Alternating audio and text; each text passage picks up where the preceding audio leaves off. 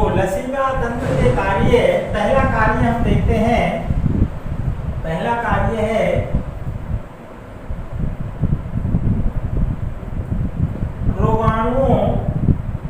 रोगाणुओं से रक्षा करना। रोगाणुओं से रक्षा करना ये पहला कार्य है लसीका तंत्र का। इसके अलावा ये रक्त व ऊतकों के मध्य क्या करेगा, मध्यस्थता करता है। जबकि तीसरा कार्य की अगर हम बात करें तो यह सहायक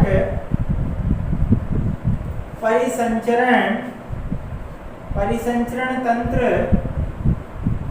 होता है। नेक्स्ट, लिम्फोसाइट्स का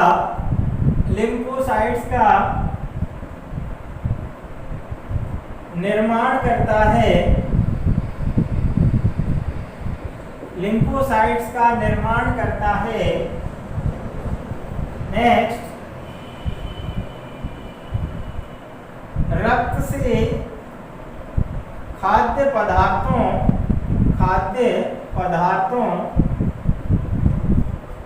प्रोटीन, ग्लूकोज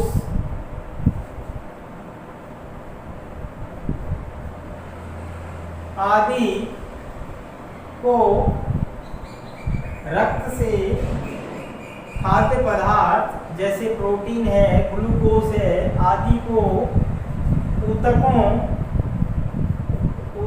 को देता है। जबकि उत्सर्जी पदार्थों को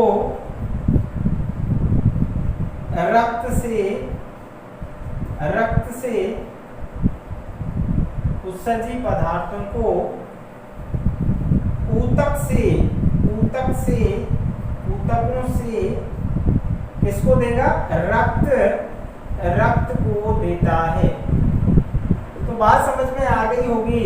हमने जैसा कि लसीका तंत्र में पढ़ा था कि लसीका तंत्र क्या करता है, रक्त से खाद्य पदार्थों को लेकर ऊतकों को देता है, जबकि ऊतकों से उत्सर्जी पदार्थों को लेकर रक्त को देता है। तो ये मध्यस्थता का काम करता है। तो इस प्रकार ये जो लसीका तंत्र के मुख्य कार्य हैं, जिन्हें हम, इसके अलावा एक सबसे जो प्रमुख कार्य है वो है लसीका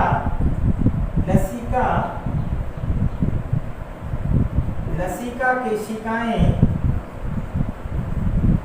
वसा व ग्लिसरॉल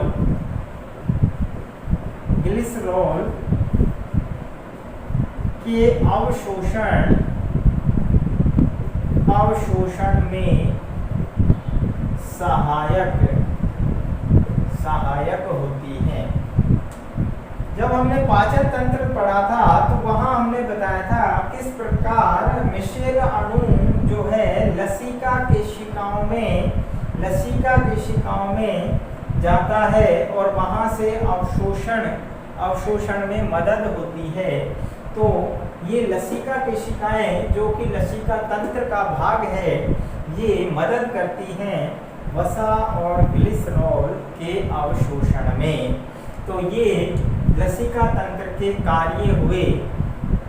इसके बाद हमारा लास्ट टॉपिक इस चैप्टर का वो है लसीका तंत्र और रक्त के कार्य। तो यहाँ से आप इनको नोट करिए। इसके बाद हम लेते हैं लसीका तंत्र और रक्त में क्या अंतर है।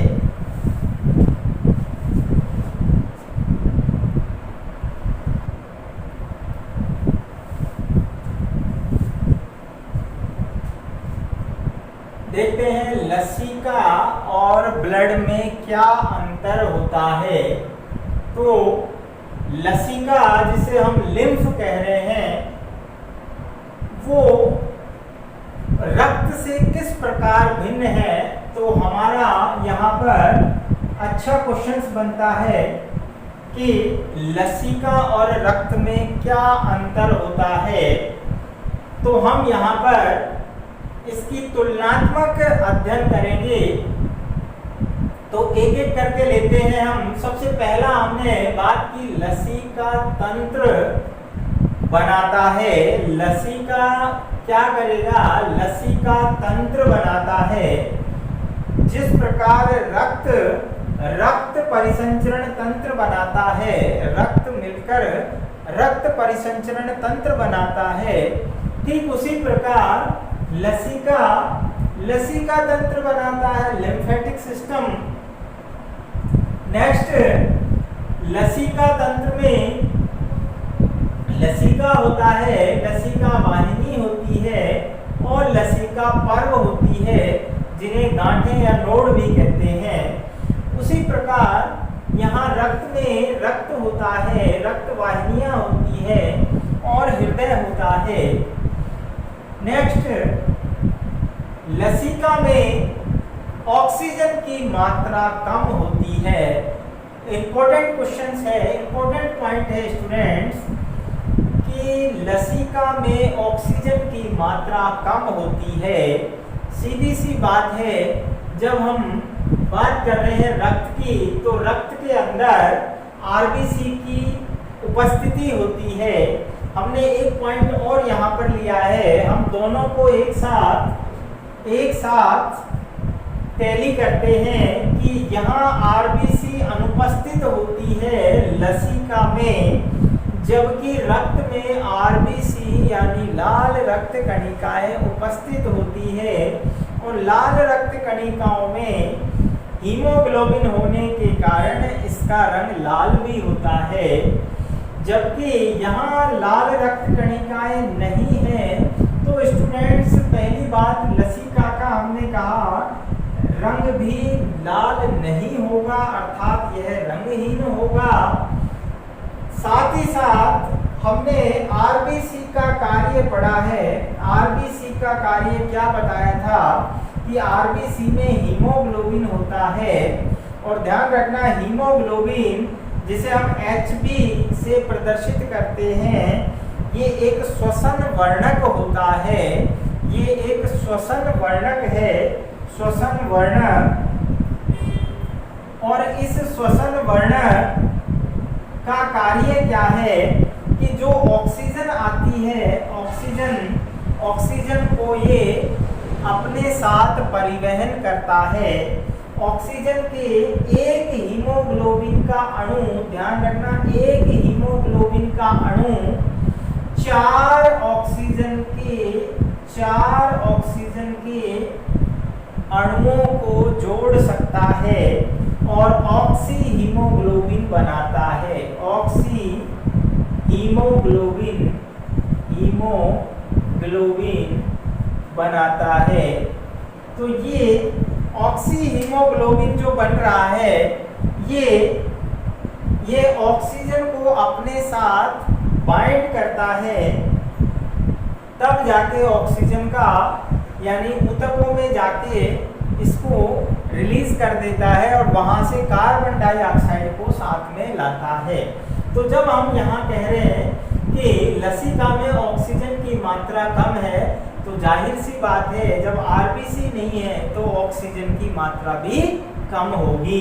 जबकि यहाँ ऑक्सीजन, चूंकि रक्त में आरबीसी उपस्थित है, इसलिए ऑक्सीजन की मात्रा अधिक होती है। तो याद रहेगा, मैं समझता हूँ कि अच्छी तरह से समझ में आ गया होगा। एक एक जो अंतर दिए हुए हैं उसको आपको बहुत ही ध्यान से और मंथन करना है, इनका न सिर्फ रीडिंग करनी है बल्कि एक एक अंतर को समझना है। नेक्स्ट है CO2 की मात्रा अधिक होती है। लसिका में CO2 की मात्रा अधिक होती है। तो हमें पता है कि लसिका जो है वहाँ पर लिम्फोसाइट्स हैं और उत्सर्जी पदार्थ अधिक होते हैं तो CO2 भी एक उत्सर्जी पदार्थ है। CO2 भी क्या है, एक उत्सर्जी पदार्थ है, ध्यान रखना। तो निश्चित रूप से CO2 की मात्रा लसिका यानी लिम्फ में ज़्यादा होगी, जबकि रक्त के अंदर CO2 होती है लेकिन इतनी ज़्यादा नहीं होती है लिम्फ की तुलना में। नेक्स्ट, RBC अनुपस्थित होती है लसिका में और यहाँ रक्त में RBC उपस्थित होती है, ये चीज हम पढ़ चुके हैं। नेक्स्ट लेते हैं WBC। WBC अधिक होती है लसिका में, WBC अधिक होती है या अधिक मात्रा में होती है, यूं भी कह सकते हैं अधिक मात्रा में होती है, जबकि WBC रक्त के अंदर कम मात्रा में होती है, अपेक्षाकृत कम मात्रा में। ध्यान रखना, यहाँ तुलना की बात कर रहे हैं हम, ऐसा नहीं है कि रक्त में WBC नहीं होती है, लेकिन लसिका की तुलना में कम होती है। नेक्स्ट है पोषक पदार्थ अपेक्षाकृत कम मात्रा में होते हैं। पोषक यानी जो ग्लूकोज है, प्रोटीन है, एंजाइम्स हैं, विभिन्न प्रकार के जो आवश्यक पदार्थ हैं वो यहाँ पर कम होते हैं लसिका में, जबकि रक्त में पोषक पदार्थ अधिक मात्रा में होते हैं।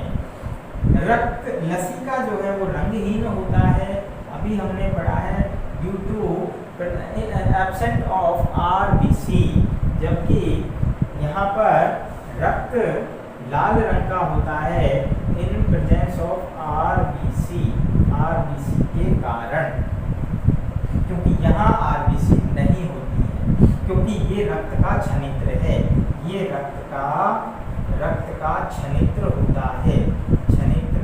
तो स्टूडेंट ये जरूर ध्यान रखेंगे, ये रक्त का छनित्र होता है।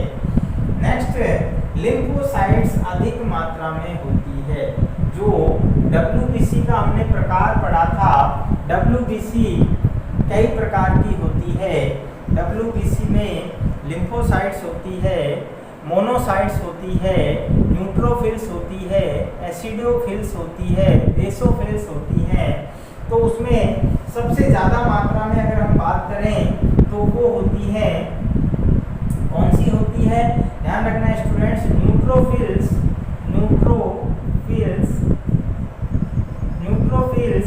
कुल WBC की 62% के लगभग होती है, यानी मैक्सिमम होती है, अधिकतम होती है। न्यूट्रोफिल्स अधिकतम होती है WBC में, सबसे ज़्यादा होती है WBC की, कुल WBC की 62% न्यूट्रोफिल्स होती हैं, जबकि बेसोफिल्स सबसे कम होती है। बेसोफिल्स ध्यान रखना, बेसोफिल्स जो है वो 0.5% होती है कुल WBC की, 0.5%, तो ये मिनिमम होती है। तो एक क्वेश्चन यहाँ से हमारा बनेगा तो कि रक्त के अंदर जो WBC होती है उसमें कौन से प्रकार की WBC अधिकतम होती है। तो ध्यान रखना, जो न्यूट्रोफिल्स हैं वो 62% होती हैं, अधिकतम है, मैक्सिमम है संख्या में, जबकि बेसोफिल्स वो न्यूनतम होती है, अर्थात कुल WBC की 0.5% ही होती है। तो यहाँ हम बात कर रहे थे लसिका की, तो लसिका के अंदर लिम्फोसाइट्स जो होती हैं वो अधिक होती है, क्योंकि लिम्फोसाइट्स में आपको पता है B लिम्फोसाइट्स होती है और T लिम्फोसाइट्स होती हैं। तो दोनों लिम्फोसाइट्स ज़्यादा मात्रा में यहाँ WBC का निर्माण करती है, इसलिए यहाँ लिम्फोसाइट्स की संख्या अधिक होगी, जबकि स्टूडेंट्स रक्त के अंदर जो न्यूट्रोफिल्स हैं उनकी संख्या अधिक होती है, न्यूट्रोफिल्स की संख्या अधिक होती है। तो ये हमारा रक्त परिसंचरण तंत्र का अंतिम जो टॉपिक था वो खत्म होता है। हम अगर इसके अंदर चैप्टर में कोई भी प्रॉब्लम आती है, कोई क्वेश्चंस आपको यानी लग रहा है नहीं समझ में आया, तो आप उसको कमेंट करेंगे, अपने चैनल पर और उसका आपको तुरंत आंसर मिलेगा। तो मिलते हैं नेक्स्ट टॉपिक के साथ नए चैप्टर में, इसलिए तैयार रहिए और पिछला जितना भी हमने कर चुके हैं उसको कंटिन्यू स्टूडेंट्स दोहराइए, बार बार जो है आप वीडियो को देखिए और जितने भी छोटे क्वेश्चंस अपने नोटबुक में माध्यमिक शिक्षा बोर्ड की पीछे बुक में क्वेश्चन है, मैंने आपको पहले भी कहा है, जब तक बेटा हम पूरा नहीं करेंगे, साथ साथ मेहनत नहीं करेंगे तो हम अच्छा रिजल्ट नहीं ले सकते। तो सभी सब्जेक्ट्स को आप कंटिन्यू, मुझे उम्मीद है कि देख रहे होंगे और तैयारी कर रहे होंगे अपनी। Thank you.